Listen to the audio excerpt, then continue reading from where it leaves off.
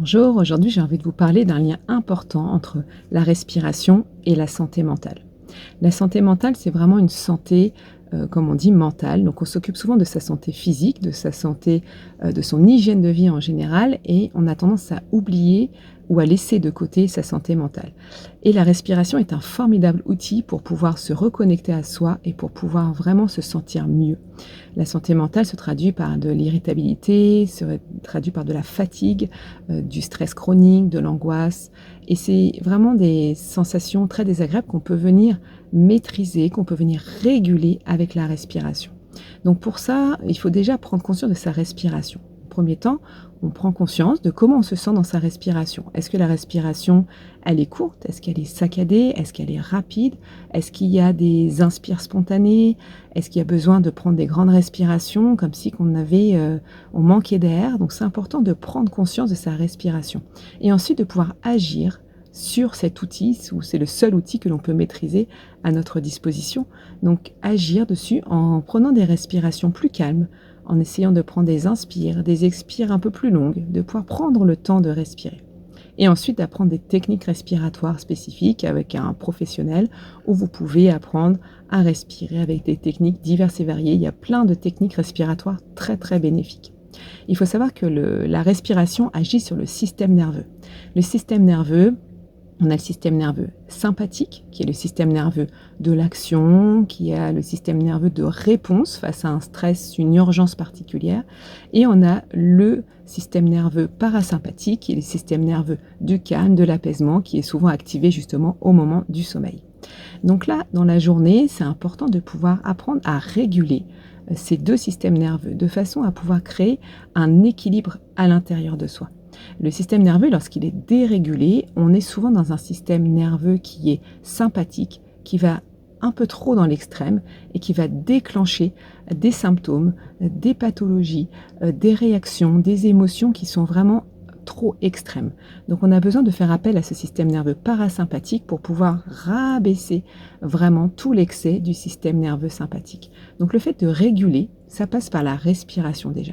Revenir à soi, essayer de ressentir un petit peu ce que l'on ressent, de voir un peu quelles sont les tensions physiques et quelles sont les tensions mentales. Comment on peut apprendre à souffler, à respirer pour réguler tout ce système. Donc c'est important de pouvoir prendre conscience de cette respiration et d'agir en prévention. Quand on vient agir en prévention, on vient prévenir justement toute cette dérégulation qu'il peut y avoir. On n'attend pas justement d'avoir un problème, d'avoir un obstacle sur notre chemin, de se sentir mal avant de pouvoir apprendre à respirer. Le fait d'apprendre à respirer en prévention, on a en fait cet outil à disposition, de façon à ce que quand il y a quelque chose, on peut justement apprendre à réguler, à souffler, et puis à gérer une situation avec vraiment une maîtrise importante et se sentir beaucoup mieux et éviter que le système nerveux sympathique s'emballe et qu'on a des émotions et qu'on aille dans l'extrême. Donc, tout cela passe par la prévention. C'est une prévention de santé mentale, une prévention de santé, comme on dit. On va souvent faire des examens de santé pour aller en prévention de sa santé physique, mais on peut aussi être en prévention de sa santé mentale. Mais attention, ce n'est pas trop tard. Si vraiment on est dans un système nerveux dérégulé, on est toujours dans la capacité de pouvoir apprendre à respirer et à maîtriser les choses. C'est souvent en fait ce qui se passe, on attend trop longtemps. Donc là, on est un petit peu dans l'urgence aussi d'apprendre à respirer. Mais c'est tout à fait possible et c'est tout à fait faisable. Donc n'hésitez pas vraiment à pouvoir vous renseigner. Vous pouvez trouver également plein de ressources autour de vous, également des ressources sur Internet ou dans les livres, où vous avez vraiment des façons de pouvoir respirer, apprendre à respirer et à revenir à soi.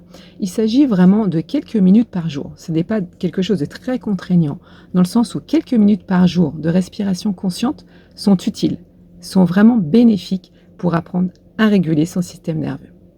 Donc je vous encourage vraiment à le faire. Ce lien entre la respiration et la santé mentale est primordial et je souligne vraiment cette importance dans le sens où on pourrait éviter justement plein de choses, d'émotions, plein de pathologies avec la respiration.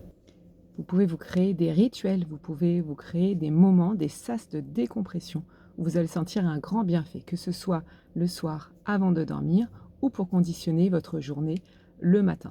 N'hésitez pas à prendre soin de votre santé mentale. D'ailleurs, j'ai un studio de sophrologie en ligne qui est un studio de sophrologie dédié à votre bien-être, qui vous apprend à respirer, à vous recentrer et puis justement à agir sur des thématiques de stress, de sommeil, de confiance en soi, d'émotion. N'hésitez pas à vous y rendre et puis je vous retrouve à très bientôt.